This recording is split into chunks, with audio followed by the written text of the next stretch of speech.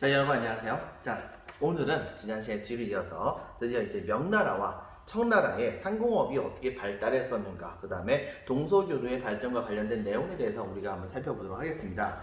특히 이제 근세 시대로 들어오게 되면서 중국의 역량은 상상을 초월할 정도로 엄청나게 거대하게 됩니다. 특히 명나라와 청나라 시대 때 중국의 경제력은 가히 세계 최고라고 얘기할 수 있을 정도의 수준까지 가게 되죠. 그런데 그런 상황이 어떻게 이루어지게 됐었는지에 대해서 우리가 한번 살펴볼 필요가 있겠죠. 내용은 다음과 같습니다. 지금부터 한번 살펴볼게요. 자, 첫 번째, 경제가 발달하고 은이 모여들다. 즉, 생산력이 일단은 향상됩니다. 이 시대 때 들어와가지고서 대체적으로 벌써 이제 농업이 시작된 지가 도대체 몇 년이 지난 거예요.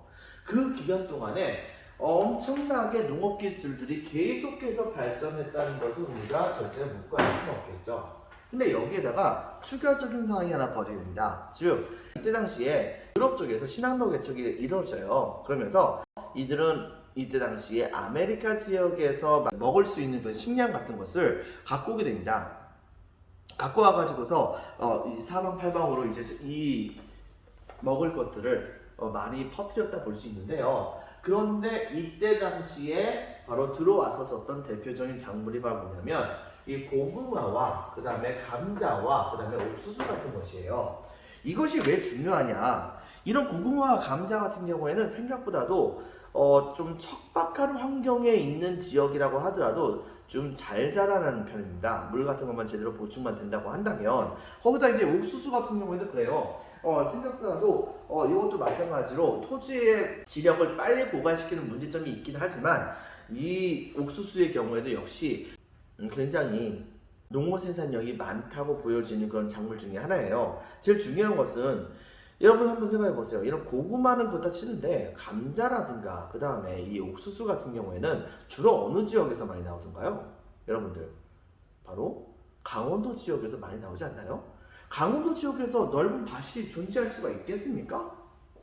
있죠. 바로 어떤 곳이냐? 바로 평평한 지대는 아니지만 약간 좀 경사가 지어있던 곳이라고 하더라도 넓은 공간은 분명히 많이 있을 수 있단 말입니다. 근데 바로 이런 곳에 바로 이 옥수수와 감자 같은 것이 심어질 수가 있었던 것이에요.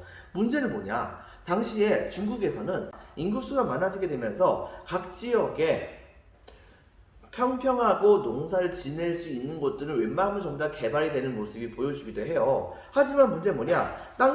빈 땅덩어리 부분에 해당하는 곳은 되게 많이 있긴 한데 이런 지역에서는 농산물들이 많이 자라지 못하고 있는 문제가 있었습니다. 왜냐? 경사가 진 곳이 많았거든요. 벼농사 같은 경우에도 평평한 데에서 짓지 않습니까? 왜냐하면 벼에 가득 찬 물 같은 것이 경사진 데다가 이것을 세워놓게 된다고 한다면은 다른 곳으로 다 흘러가 버릴 테니까요. 자, 이렇게 되다 보니까 상대적으로 봤을 때 경사도가 완만한 그런 지역에서는 일반적인 곡식 같은 것이 많이 재배가 됩니다. 하지만은 이 감자라든가 옥수수 이런 고구마도 마찬가지기도 하고요. 이런 작물들 같은 경우에는 경사도가 좀 있다고 하더라도, 그리고 또 한 가지 좀 척박한 땅이라고 하더라도 되게 잘 자라다 보니까 옛날에 황무지로 버렸던 그런 지역의 경우에도 바로 이 고구마나 감자 같은 것을 재배하게 되면서 그러면서 거기에서 식량을 얻을 수 있게 되었던 것입니다. 자, 이렇게 되다 보니까 자연스럽게 많은 사람들이 바로 그런 고구마나 감자와 같은 이런 작물들을 이것을 우리는 다른 말로 이제 구황작물이라고도 얘기를 하는데요. 이런 작물들을 먹으면서 목숨을 연명해 나가는 모습이 보여주게 됐던 것이죠. 목숨을 연명한다는 것은 최소한 그 사람이 살 수 있는 주거 공간과 또 한 가지 식량이 있다는 것을 말하는 것으로서 그것은 그만큼 식량이 더 풍부해졌다는 것을 말하는 것입니다. 자, 그렇기 때문에 이때부터 본격적으로 그 인구수가 기하급수적으로 늘어나는 모습을 보여주게 돼요.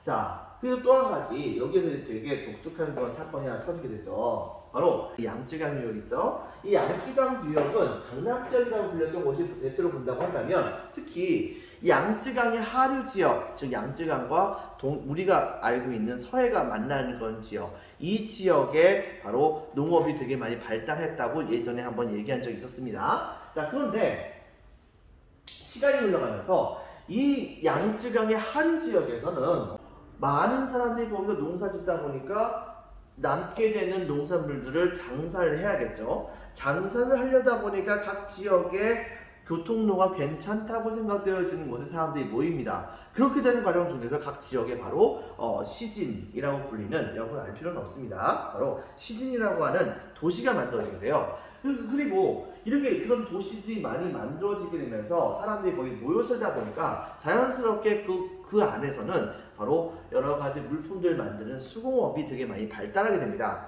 수공업이 발달하게 되었고, 그리고 그런 도시들이 점점 많아지다 보니까 여러분 생각해 보세요. 도시에서 농사 짓는 게 쉬운 건 아니잖아요. 이렇게 하다 보니까 바로 양쯔강 하류 지역에 집중적으로 재배가 됐었던 이 쌀들이 재배 지역이 바뀝니다. 대체로 봤을 때 바로 명나라 시대 때는 양쯔강의 중류 지역으로 좀 한 단계 올라가요. 그러다가 청나라 시대 때 가서는 이제 아예 그냥 양쯔강의 상류 지역, 그 다음에 수천 지역에 해당되는 곳까지도 쌀의 재배 지역이 옮겨가게 됩니다. 대신에 그러면 양쯔강의 바로 하류 지역에서 뭐가 발달하게 됐었느냐?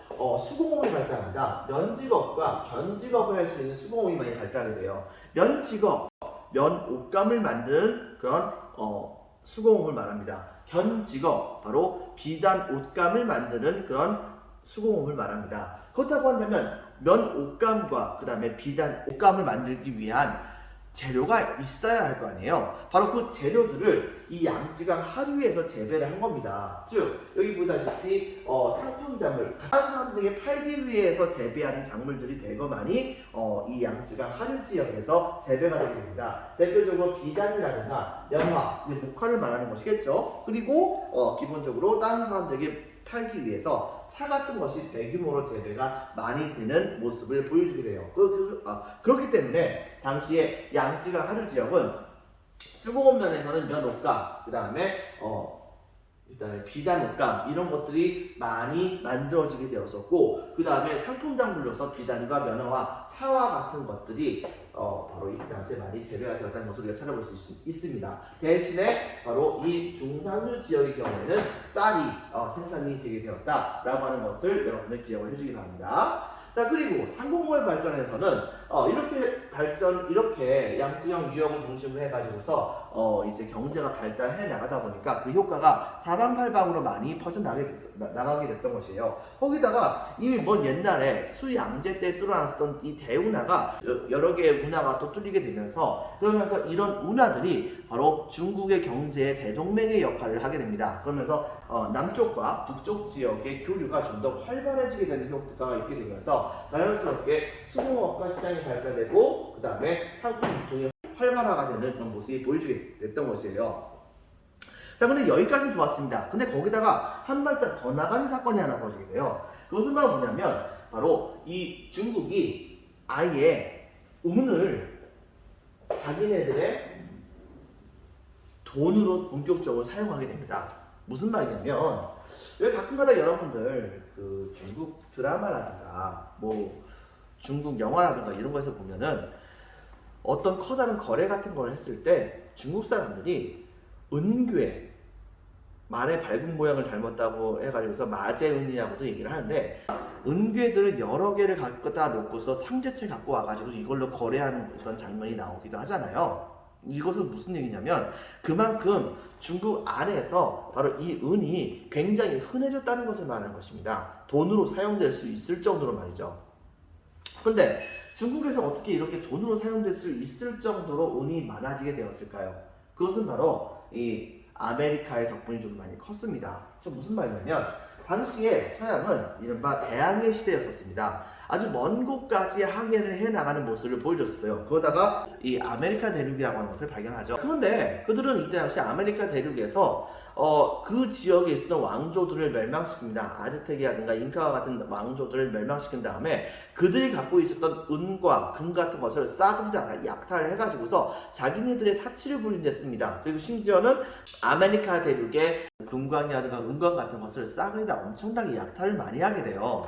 근데 이때 당시에 이 유럽 사람들이 사치를 부리는 종류가 바로 뭐였냐면 중국 물품을 소비하는 거였었어요. 그러다 보니까 많은 유럽 사람들이 대규모로 이 중국으로 와가지고서 많은 양에 해당하는 그런 중국 물품들을 많이 사가게 됩니다. 그 물품들이 바로 뭐냐면 바로 비단과 그 다음에 도자기와 같은 것이었어요. 근데 나중에는 이 서민들이 중국 물품을 소비하는 것을 자기네들 나름대로의 그 프라이드 뭐 이런 식으로 생각하는 것도 좀 있었단 말이에요. 근데 비단하고 도자기 너무 비싸잖아요. 그러다 보니까 나중에 아예 어떻게 썼었냐, 보관하는 것이 좀 더 오랫동안 가능했었던 바로 이 차와 같은 것을 돈 주고서 사 먹으면서 중국의 물품들을 소비하는 것을 되게 좋아하게 되는 모습을 보여주게 됐던 것입니다. 당시에 이 유럽도 중국에게 자기네들도 중국에게 팔아야 되는 것이 있어야 할 거 아니에요. 근데 문제는 뭐냐, 중국 사람들은 다른 나라에 대해서 별로 관심이 없어요. 대신에 자국의 문화가 뛰어나다 뭐 이런 거에만 관심이 있었단 말입니다. 그러다 보니까 다른 나라에서 뭔가 신기한 물건 같은 거 갖고 오게 된다고 한다면 그 물건 어이구 신기하다, 근데 이걸로 끝이에요. 자, 이렇게 하게 되기 때문에 이때 당시에 별로 많은 것을 살려고 생각하지 않았던 중국인들 때문에 유럽의 사람들은 중국의 물품이 필요한데 중국 사람들이 자기네들과 교역을 그다지 하지 않으려고 하다 보니까는 어쩔 수 없이 바로 돈 주고서 바로 중국의 물건들을 샀던 것입니다. 여러분 생각해보세요. 국내에서 바로 사용되는 동전 같은 것들이 국제 간의 무역에서 대불지금으로 사용될 수가 있겠습니까? 지금은 달러가 있지만요, 바로 이 시대 때는 그런 거 없었단 말입니다. 때문에 전 세계적으로 통용이 되는 그런 재화라 볼 수 있었던 바로 금과 은을 가지고서 서로 이제 교역을 했다 볼 수 있겠죠. 근데 금은 매장량이 한정이 되어 있어요. 때문에 이들은 이때 당시에 금 대신에 주로 좀 더 그 매장량이 좀 한정되어 좀 더 많으면서도 자기네들의 통화로 사용될 수 있었던 이런 돈들을 대거 이제 중국에다가 갖다 주는 모습을 보여주게 됩니다. 이렇게 되면서 중국에는 말 그대로 전 세계의 은들이 쏟아져 들어가게 됩니다. 너무나도 쏟아져 가가지고서 사실상 이 중국은 당시에 전 세계 은의 블랙홀이다라고 얘기할 수 있을 정도까지 엄청나게 은들이 막 들어오게 됐었어요. 여러분 생각해보세요. 중국이라고 한 나라 안에 은이 전 세계에서 쏟아져 들어와요. 그렇다고 한다면 중국 자체 안에서의 은의 가격은 어떻게 될까요? 여러분들, 은의 가격은 당연히 떨어지겠죠. 인플레이션이 일어난단 말입니다. 자, 인플레이션이 일어나다 보니까 자연스럽게 은의 가치가 떨어지게 되면서 일반 서민들도 잘하면은 은을 자기의 돈으로서 만져볼 수 있는 상황이 되기도 했었단 말입니다. 자, 이렇게 되다 보니까 나중에 중국 정부에서는 뭐 다른 현물 뭐 이런 거 필요 없이 그냥 은으로 아예 그냥 세금을 징수하는 게 국제 교류 뭐 이런 거에서도 훨씬 더 낫겠다고 생각을 했던 거예요. 근데 이제 은이라고 하는 것이 생각보다 좀 큰 금액을 나타내는 귀금속이긴 하잖아요. 그렇기 때문에 어떻게 할까 고민하다가 명나라 시대 때에 바로 이른바 1조 편법이라고 하는 개혁 정책이 하나 만들어지게 됩니다. 이 1조 편법이라고 하는 것은 뭐냐면 이때 당시에 중국의 세금 제도는 되게 이제 많이 바뀌게 돼요. 여러분 배웠던 것은 바로 조영조 제도에 대해서 배웠었죠. 균전제 입각해서 농민들에게 토지를 주게 된다고 한다면 그에 대한 반대급부로서 농민들은 국가에게 조, 용, 조와 같은 토지세, 그 다음에 요역, 그리고 이제 특산품세 뭐 이런 걸 냈다고요. 근데 이제 문제는 뭐가 생겼냐면 시간이 흘러가면서 중국의 부자들이 국가가 백성들에게 나눠줘야 했었던 토지들을 전부 다 자기네들이 독차지를 하게 되는 상황이 벌어지게 됩니다. 이렇게 되면서 이때 당시에 이 농민들이 자기 토지를 제대로 받지를 못하게 됐던 거예요. 국가에게서부터. 균전제의 그 원래 명목은 백성들에게 토지를 주는 대가로서 백성들이 국가에게 세금을 내는 것이 원칙인데, 근데 그때 당시에 이 백성들이 바로 토지를 제대로 받지 못하게 되면서 그만큼 국가에게 제대로 된 세금을 낼 수 없는 상황이 됐단 말입니다. 때문에 나중에 와서 국가는 아예 어떻게 했었냐면 바로 백성들에게 토지를 나눠주는 것을 중단합니다. 대신에 백성들의 현재 갖고 있는 바로 재산, 이 재산을 기준으로 해가지고서 1년에 2번에 걸쳐가지고서 세금을 걷는 이른바 양세법이라고 하는 제도를 실시하게 되는데요. 중국에 여러 차례에 걸쳐서 위기상이 닥쳤을 때마다 중앙정부는 백성들에게 여러 가지 명목으로 세금을 추가적으로 많이 걷는 경우가 정말 많았었습니다.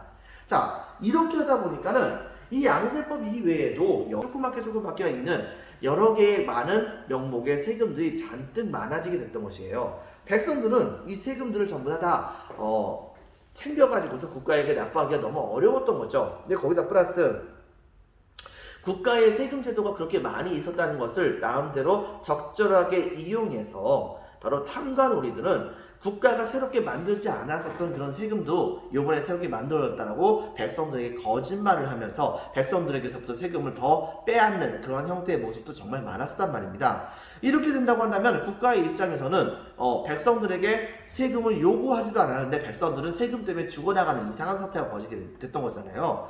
명나라 말기 때쯤에 바로 이런 식의 문제가 너무 심각했던 것입니다. 그래가지고서 명나라의 개혁가 중에 한 명이었었던 장거성이라고 하는 사람이 당시에 바로 이 일조편법이라고 하는 것을 만든 겁니다. 즉 이 일조편법의 내용과 무엇이냐면 모든 그런 세금들의 상당수를 한꺼번에 다 통합을 해버린 거예요.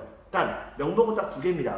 즉 그 사람의 갖고 있는 재산이라 볼 수 있었던 토지세, 그리고 두 번째는 사람의 머리 숫자에 따라 가지고서 매기는 인두세, 이 두 개의 명목으로 모든 세금을 전부 다 통합을 했더니 은으로 납부해도 될 정도로 그 금액이 좀 더 커진 거예요. 그래가지고서 이것을 둘로 이제 합쳐가지고서 은으로 국가에게 납부하는 개혁을 실시하게 됩니다. 이렇게 하면 좋은 게 무엇이냐?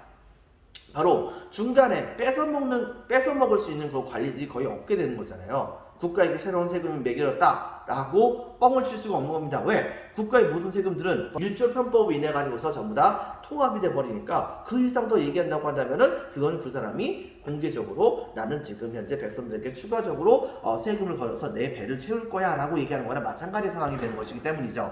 자, 이렇기 때문에 어느 정도 이제 탐관오리들이 얻게 되는 효과를 얻게 되었다고도 볼 수 있고요. 자, 그 다음에 명나라 시대를 지나서 청나라 시대 때는 이 상상을 초월할 정도로 이 청나라가 정말 잘 나가게 됩니다. 즉, 명나라가 세금을 특히 후반부에 가서 많이 거둘 수밖에 없었던 가장 큰 이유 중에 하나는 기억날까요? 명나라의 후반기 때쯤에 가가지고서 명나라를 엄청나게 괴롭혔었던 외환, 그것이 뭐가 있습니까? 바로 북쪽에는 유목민족들이 침공하고 그 다음에 남쪽에는 외부가 침공한다. 바로 북로 남해라고 하는 게 있었었죠. 자, 그런데 여기에서 청나라가 명나라를 정복을 한 겁니다. 자, 그리고 몽골 쪽까지 점령을 했어요. 생각해보세요, 여러분들. 북방 민족이 중국 전역을 전부 다 점령을 한 거예요.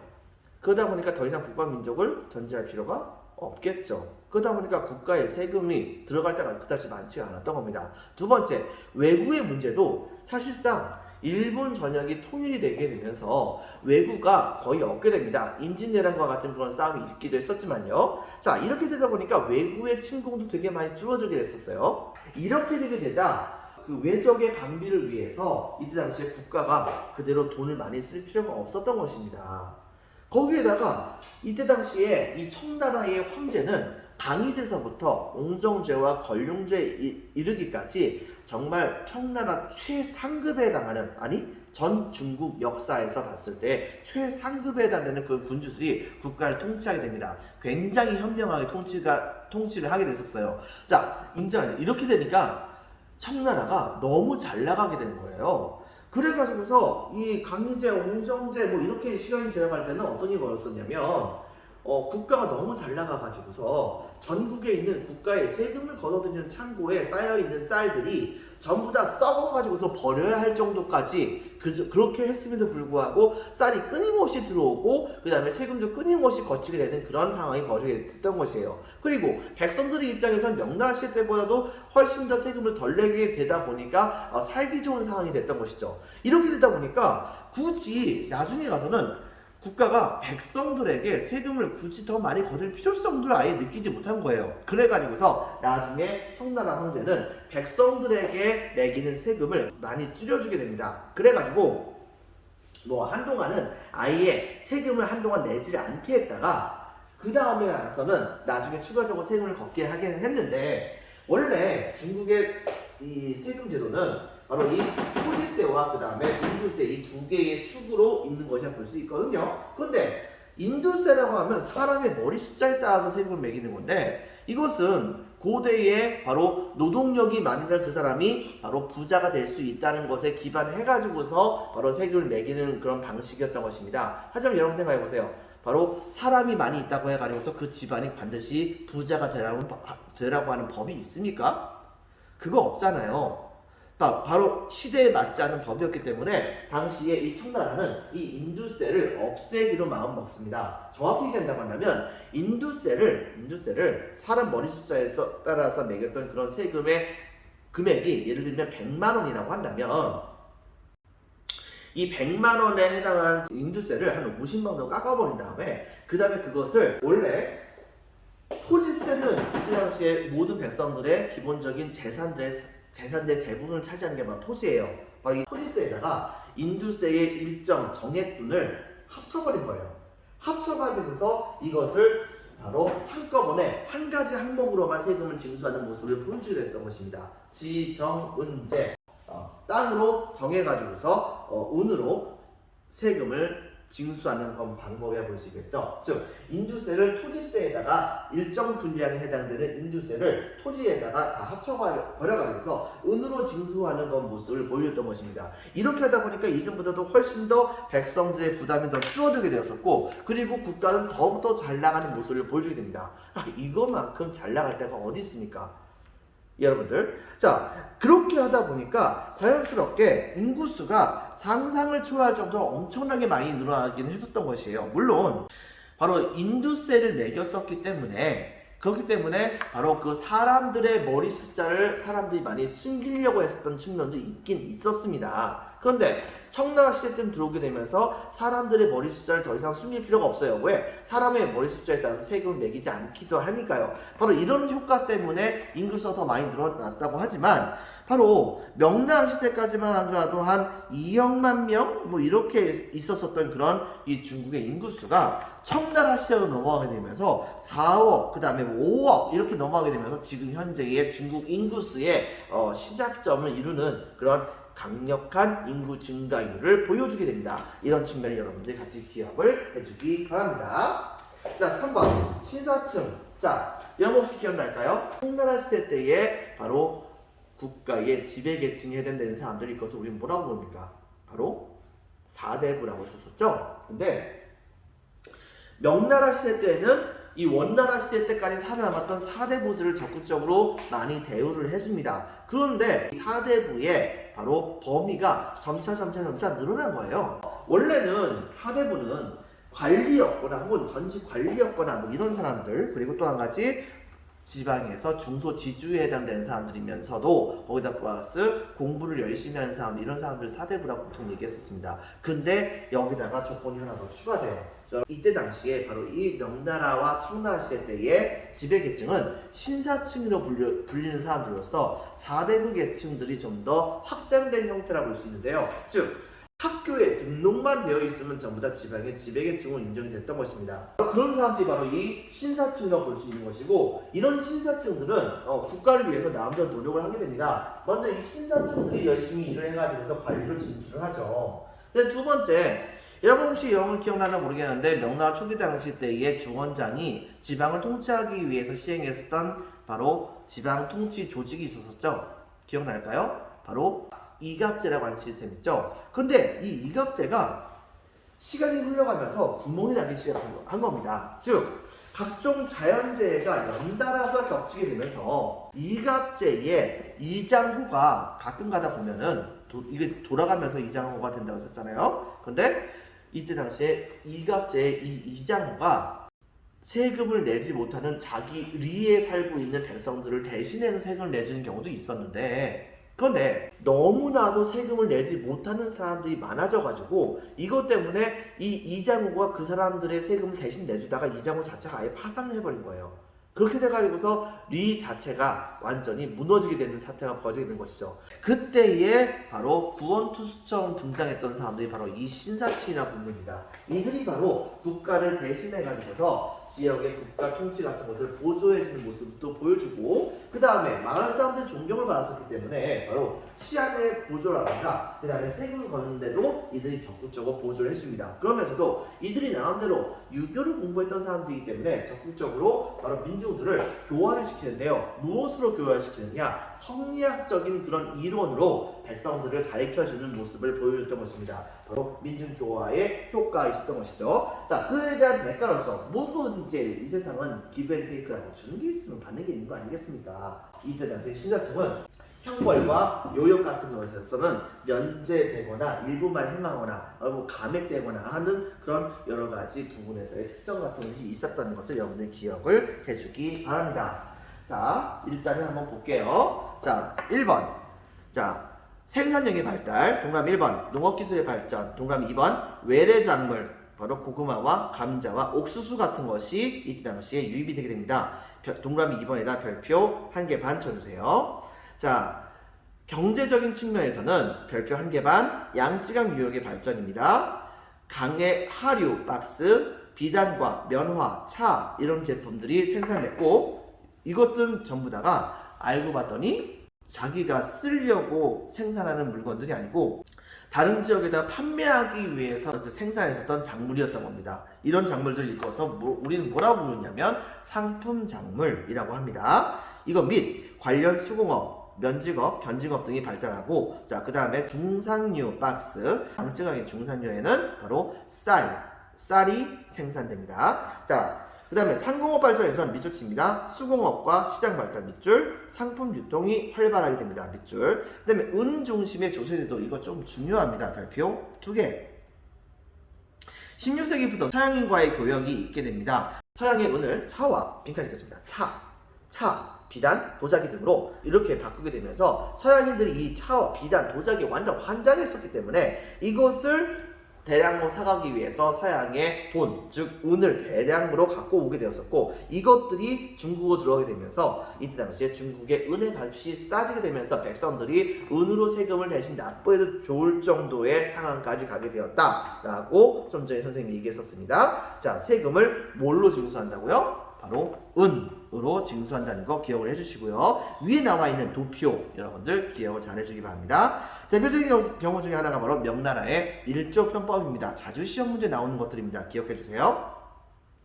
잡다한 세금을 토지세와 토지세 박스, 그 다음에 인두세 박스, 이것으로 통합해서 뭘로 납부한다? 바로 은으로 납부한다. 청해 빈칸 읽겠습니다.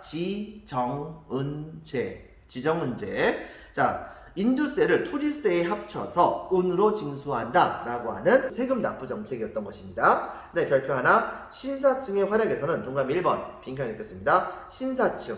이 신사층의 경우에는 학위 소지자, 즉 학교에 지금 현재 등록이 되어 있는가 안 되어 있는가, 이것이 중요한 거겠죠. 또 한 가지 관직 경력자였던 사람들이라고 한다면 전부 다가 바로 이 신사층에 포함되는 사람들로서 이런 신사층들이 전부 다가 자, 동그라미 1번 관리로 진출했었고, 동그라미 2번 지역에서는 국가의 통치를 보조합니다. 동그라미 3번 치안을 보조하고요. 동그라미 4번 징세도 보조합니다. 동그라미 5번 민중을 교화시킵니다. 이렇게 되면서 그에 대한 대가로서 받았던 것은 형벌을 좀 더 감액을 받거나 아니면은 바로 이제 요역, 즉 노동력을 갖다 바치는 것을 면제받는 그런 효과가 있었다는 것을 기억을 해주기 바랍니다. 자, 이번에는 문화의 발전에 대해서 이야기를 할게요. 서민문화. 즉, 이 시대 때에는 운 좋으면 서민들 중에서도 돈을 많이 버는 사람들도 되게 많이 있게 됐었어요. 그러다 보니까 많은 서민들이 점차 돈을 벌게 되면서 이제 당장 먹고 사는 문제가 해결이 됐단 말이에요. 자, 그런데 이들은 바로 모든 거에서 재미를 찾게 됩니다. 자, 재미를 찾으려고 하는데 공부하는 것은 재미가 없잖아요. 여러분들도 알겠지만. 그러다 보니까는 공부하는 거 말고 그러면서도 나의 뇌를 좀 즐겁게 만들어줄 수 있는 게 뭐가 있을까 곰곰이 생각을 하다가 많은 사람들이 보게 됐던 것이 바로 이 소설과 그 다음에 연극이라고 보면 되겠습니다. 대표적으로 명나라 때에 유행했었던 대표적인 소설에서는 바로 나관중이라는 사람이 만들었었던 소설책이죠. 이른바 삼국지연이라고 하는 소설책이 있었고요. 우리가 삼국시대에 대해서 배운 적 있었죠. 그 다음에 송나라가 남쪽으로 쫓겨나기 직전의 상황, 즉 그런 상황에 양상박이라고 하는 도적대를 대상으로 해가지고서 가상의 소설을 만들었었던 가상입니다. 바로 수호지라고 하는 소설. 그 다음에 또 한 가지 바로 당나라 때 현장법사가 인도로 바로 불경을 찾으러 갔을 때에 관련된 모험담을 손오공과 사오정과 사팔기와 같은 그런 동물 제자들이 같이 이 현장법사를 모시고서 인도에 갔다 왔다 라고 하는 것을 내용으로 했었던 이 서유기, 그 외에도 금경매와 같은 그런 소설책이 유행을 했었고요. 청나라 때에는 조설금이라고 하는 사람이 만들었던 그런 소설책으로서 방대한 양에 해당하는 스케일이 굉장히 큰 바로 이 홍루몽이라고 하는 소설책이 이때 당시에 유행하게 됩니다. 그리고 이거 이외에도 중국의 독특한 전통적인 그런 형태의 연극이라 부를 수 있었던 경극이라고 하는 것이 이때부터 본격적으로 시작이 되게 됐다는 것을 여러분이 기억을 해주기 바랍니다. 유학에서는 여러분 혹시 기억나나 모르겠는데 성리학이 어느 왕조 때 처음으로 만들어졌었나요? 바로 여러분들 송나라 때입니다. 좀 더 정확히 얘기한다고 한다면 남송시대 때에 정확히 얘기하면 그 사람의 원래 이름은 주희인데 존칭을 붙이면 주자라고 합니다. 그래가지고서 이 주자라고 한 사람이 기존의 유교를 탈피해서 불교의 논리를 빌려서 우주를 설명하는 방식으로 유교를 새롭게 재창조를 하게 됩니다. 이 유교를 일컬어서 우리는 뭐라고 부르냐면 성리학이라고 얘기를 하는데요. 근데 이 성리학이 원나라 시대 때는 어느 정도 좀 탄압을 좀 받긴 합니다. 탄압을 받는데 바로 주원장이 명나라를 세우잖아요. 당연히 주원장의 입장에서는 이 성리학은 중국의 전통 문화인 겁니다. 이 전통 문화를 갈고 닦아야죠. 그러다 보니까 아예 이 성리학을 국가의 통치 이념으로 삼아버립니다. 그래서 이제 관학이 되었다라고 했던 것이죠. 그런데 문제는 뭐가 있었냐면 이게 오히려 성리학의 입장에선 독이 된 거예요.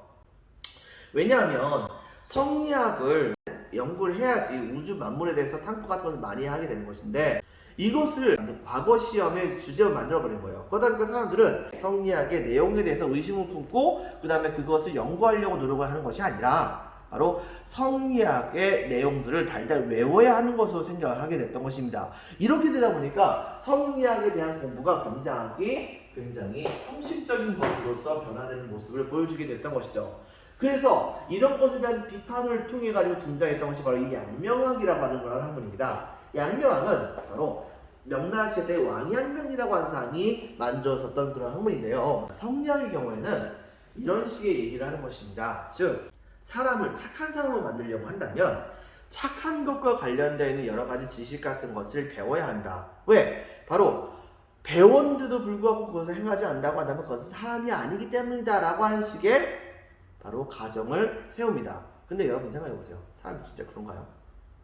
물론 그런 사람도 있지만 착한 것이 무엇이다 라고 하는 것을 배웠음에도 불구하고 바로 그런 착한 것을 행동하지 않는 사람도 있지 않습니까? 때문에 양명학은 그런 성리학의 모순점을 찝어가지고서 어떻게 쓰냐면 착한 것을 안다고 한다면 그걸 행동하는 것까지가 바로 제대로 그 사람이 착한 사람이 되는 것이다 라고 하는 걸 주장하면서 실천을 굉장히 중요시해줍니다. 그리고 또 한 가지 성인군자가 된다고 하는 것도 신분에 따른 차별이 존재하는 것은 아니다. 애당초에 좀 더 이제 맑은 기운으로 태어난 사람하고 그 다음에 택한 기운으로 태어난 사람 뭐 이런 것이 어딨냐. 누구든지 간에 열심히 수양을 쌓아가지고서 열심히 공부해 나간다고 한다면 그 사람도 바로 높은 사람이 될 수가 있는 거 아니겠는가라고 하는 것을 주장하게 되면서 당시에 이 양명학은 신분차별에 대해서 반대하는 모습을 보여주게 됐죠. 그리고 이것이 되게 많이 유행을 합니다. 자, 근데 두 번째, 이번에 고증강이라고 하는 학문이 등장이 됩니다. 즉 무슨 말이냐면 이 고증강이라고 하는 학문은 정확히 얘기한다고 한다면 학문의 내용이 아니고 학문을 하는 방법과 관련된 것입니다. 즉 학문의 내용은 사실 이 성리학, 유학 자체가 약간 좀 중화주의 같은 것이 있어요. 근데 문제는 뭐냐면 청나라 시대 때가 바로 여진족이 중국을 정복했을 때 아니에요. 그런데 거기에다가 대고서 한족이 세상의 최고요 뭐 이런 식으로 얘기한다고 한다면 청나라 조정이 가만히 있겠습니까? 당연히 그렇게 얘기했던 놈들 전부 다 싹은 다 죽여버렸겠죠. 대표적인 사례 중에 하나가 바로 문자의 옥 같은 것이 여기에 포함되기도 하는 것입니다. 때문에 이런 그 사상적인 내용 부분에 대한 관련된 것은 청나라 시대 때 발달되기가 좀 어렵습니다. 근데 이때쯤에 서유럽에서 당시 서유럽 안에서 세력을 잃어버렸었던 로마 카톨릭이 동방에서 그 잃어버렸던 숫자만큼에 해당하는 새로운 신자를 얻기 위해서 예수회라고 하는 그런 선교사 집단을 많이 파견하게 됐었거든요. 근데 이 선교사 집단들이 그리스도교를 전파하고 싶은데 중국 사람들이 바로 그리스도교에 대해서 별로 관심이 없어요. 그러다 보니까 그리스도교는 신기한 것이다 라고 하는 걸 보여주기 위해서 일부러 서양에 발달되었었던 학문들, 즉 과학기술 같은 것을 많이 전파를 해주게 됩니다. 근데 과학기술 같은 경우에는 모든 것이 항상 그런 방식이잖아요. 반드시 증거가 있어야지 가설들이 인정이 되는 것이고, 경험적으로 모든 것들을 전부 다 다뤄봐가지고서 가설 증명하고 뭐 이런 식의 모습이 있지 않겠습니까? 그러다 보니까는 바로 그러한 서양의 과학적인 방식 같은 것을 학문에다가 이때 당시에 적용을 시켰던 것입니다. 유학에다 적용을 시킨 거예요. 그래가지고서 모든 그런 학문을 실증적으로 다 고증을 해요. 이게 진짜인지 가짜인지. 그래가지고서 이때 당시에 거짓 경전으로 밝혀진 것도 수두룩합니다. 이렇게 해가지고서 바로 실제 학문을 고증적으로 철저하게 실증을 하면서 그러면서 연구했었던 학문의 방식들이 바로 청나라 시대 때 발달하게 되었으니, 그렇게 발달했었던 그런 학문을 것을 우리는 뭐라고 부르냐면 고증학이라고 얘기를 합니다. 그리고 여러분들 알다시피 당시에 이 청나라는 이 명나라의 지배계층들을 회유하기 위해서 당시에 중국의 전통 문화를 총정리하는 사구전서라고 하는 그런 책을 이때 당시에 만들게 되었다 볼 수 있겠죠. 굉장히 많은 대규모의 모습을 보여주게 됐던 것이 바로 이 사구전서를 기억을 해주기 바랍니다. 다섯 번째, 서양 문물 전례에서는 좀 전에 선생님이 얘기했다시피 바로 로마 교황청에서 파견했었던 예수회라고 불렸었던 선교사들이 대거 동방으로 와가지고서 수학이라든가 천문학이라든가 뭐 역학 같은 걸 알려주는, 그 다음에 지리학이라든가 촉보 제작술 뭐 이런 것들을 바로 갖고 와가지고서 이것을 신기해하는 그런 동방 사람들에게 덤으로 그리스도교를 같이 전파해주는 모습을 보여주기도 했던 것이에요. 바로 근데 이런 것들은 곰곰이 생각을 해보면 수학이나 천문학, 그 다음에 지리학, 촉보술, 사람들의 생활과 관련된 거잖아요. 이러다 보니까 이거 실제로 봤을 때는 굉장히 서양의 학문들이 실생활에 필요한 것이 많이 발달했구나라는 것을 깨달았었던 이 명나라와 청나라 시대 때의 지식인들이 이걸 본받아 가지고서 실용적으로 공부를 해나가려고 하는 풍속까지도 이때 당시에 만들어지게 될 정도로 영향을 많이 끼쳤다고 볼 수가 있겠습니다.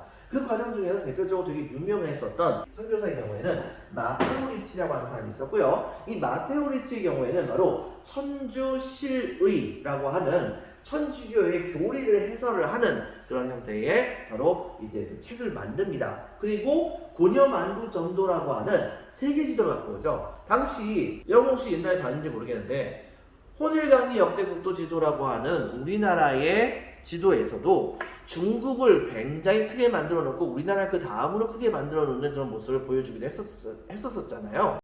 자, 그런데 그게 진짜 모습은 아니잖아요.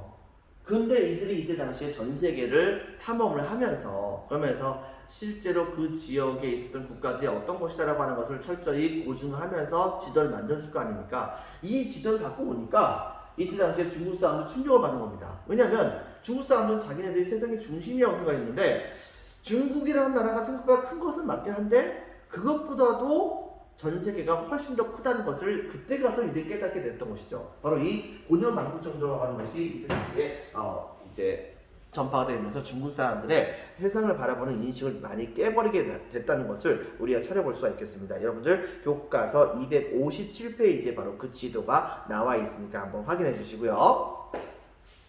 자, 그 다음에 뒤를 이어서 이번에는 아담찰과 같은 분들도 이때 당시에 발견했었고, 이분은 명나라 말기 그 다음에 청나라 초기 때에 활약했던 분이기도 합니다. 우리나라의 소현세자를 만났었던 분이기도 하죠. 이분은 이때 당시에 바로 중국에다가 천문학과 관련된 부분에 대해서 전파를 나가는 모습을 보여주게 됐었습니다. 자, 근데 마지막 여섯 번째에서는 서양에 전파된 중국 문화와 관련된 부분인데, 사실 이 유럽에서는요 바로 이 중국에 대한 환상이 굉장히 컸습니다. 중국을 굉장히 거대한 국가라고 생각했었고 그 다음에 굉장히 부강한 나라라고 생각했었기 때문에 그런 부강한 나라가 통치 이념을 삼고 있는 것이 무엇인가를 공부하게 됐었고, 그 과정 중에서 이 세상의 모든 것들을 인간의 이성으로 판단을 해야 된다고 주장을 했었던 바로 사상가들을 일컬어서 우리는 뭐라고 부르냐?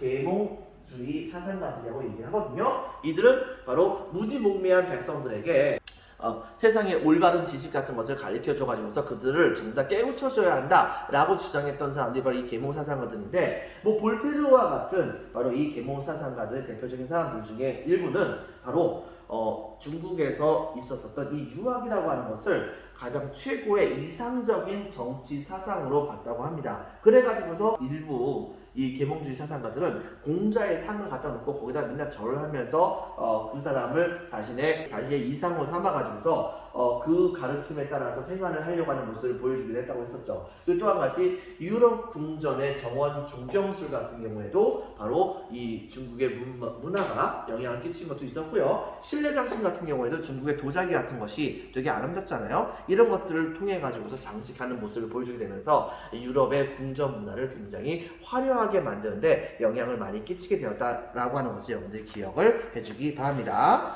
자, 그래서 내용을 보면 다음과 같습니다. 4번 문화의 발달 별표 1개. 서민 문화의 발달에서는 밑줄 치겠습니다. 경제 발전에 따른 빈칸을 적겠습니다. 서민 지위가 향상했고, 그 다음에 소설과 연극 같은 것이 유행을 했었습니다.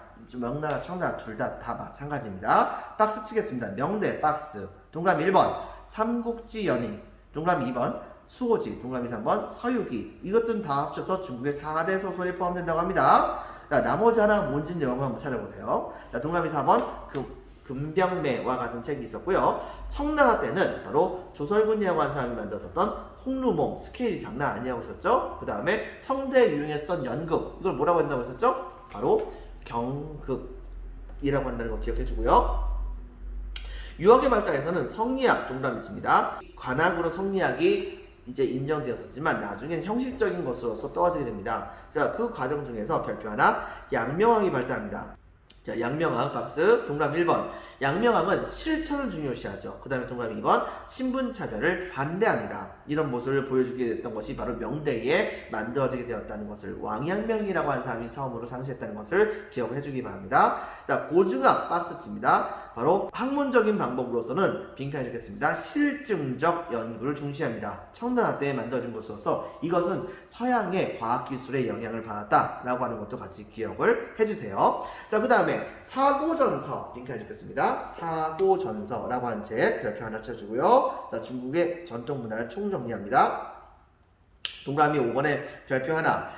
서양 분부의 전례에서는 16세기 말 밑줄 치겠습니다. 크리스트교 선교사들의 서양 학문 전례가 있게 되었으니 수학이 전달되었고, 그 다음에 빈칸에 적겠습니다. 천문학. 이 천문학 중에서도 1년을 세는 방법인 달력을 만드는 방법이 이때 당시에 전파가 됩니다. 천문학. 그리고 지리학, 그리고 빈칸에 적겠습니다. 총포 제작술 같은 것이 이때 당시에 중국으로 전래가 됩니다. 이 과정 중에서 명청대의 실용적인 학문이 발달되는 계기가 마련되었다라고 하는 것을 기억을 해주기 바랍니다. 다음 줄에 이제 대표적인 그런 사람 중에 한 명이 바로 마테오 리치, 박스 쳐주고요. 동그라미 1번. 바로 이분의 경우에는 빈칸에 적혔습니다. 천주실의라고 한 책을 이때 당시에 만드셨는데, 크리스교의 교리를 해설하는 그런 책이라고 합니다. 자, 동그라미 2번 고니어 만국전도. 자, 이것은 바로 중국인들의 세계관을 완전히 변화시키는데 커다란 영향을 끼쳤다라고 하는 걸 기억해주고요. 그 다음에 아담샬이라고 한 사람은 천문학을 전파시켜주는 모습을 보여줬던 것입니다. 아담샬에다 박스 치고 천문학 전파 밑줄. 자, 그 다음에 6번에 서양에 전파된 중국 문화에서는 동그라미 1번 절대왕정 시기 밑줄 칩니다. 자, 그래서 쭉 밑줄 치워주세요. 일부 계몽주의 사상가들이 빈칸에 적혔습니다. 유학을 이상적인 정치 사상으로 봄. 동그라미 2번 유럽 궁전 건축의 정원 조경술. 동그라미 3번 실내 장식 등. 자, 이런 것에 영향을 주게 되었다라고 하는 것을 여러분들이 기억을 해주기 바랍니다. 자, 이걸로써 중국 파트는 일단은 끝나게 됐네요. 여러분들 수고 많으셨습니다. 오늘은 여기까지 하겠습니다. 감사합니다.